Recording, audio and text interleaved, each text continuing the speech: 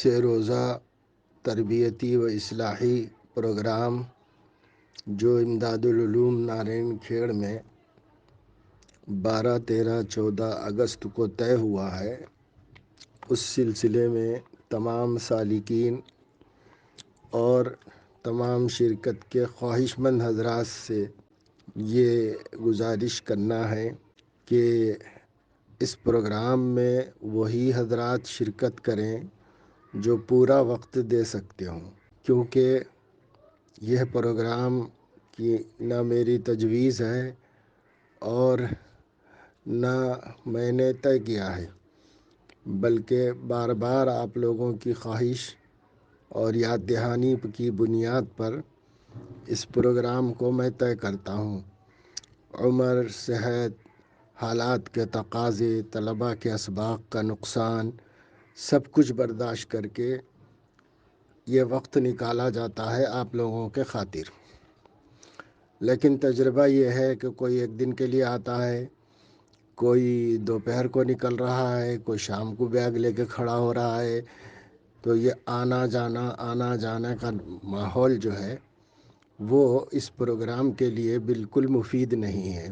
یکسوئی کے ساتھ اتنا وقت اگر طے کیے ہیں تو از اول تا آخر مکمل جو لوگ شریک ہو سکتے ہوں وہی لوگ اس کے اندر شرکت کریں، اور جن کے پاس اتنا وقت نہیں ہے وہ اگلے مہینے کا انتظار کر لیں۔ اگلے مہینے پھر ایک روزہ پروگرام ہوتا ہے، سال بھر وہ چلتا رہتا ہے، اس میں شرکت کریں۔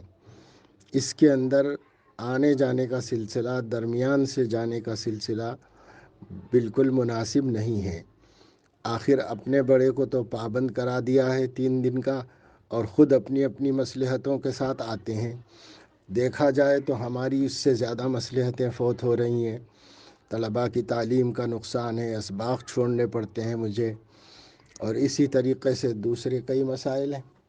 مگر جب سب کچھ آپ لوگوں نے کروایا ہے تو آپ لوگوں کو بھی تو ٹائم دینا چاہیے۔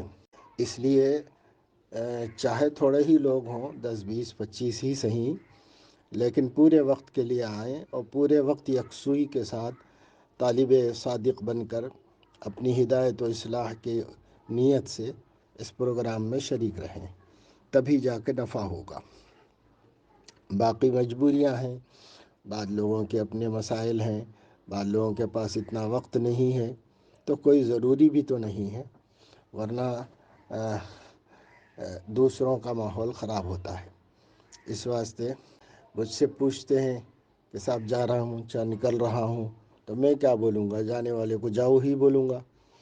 اس وجہ سے مگر یہ ہے کہ سمجھ میں آتا رہتا ہے کہ ماحول خراب ہو رہا ہے، تو اس وجہ سے یہ پھر گزارش کر رہے ہیں کہ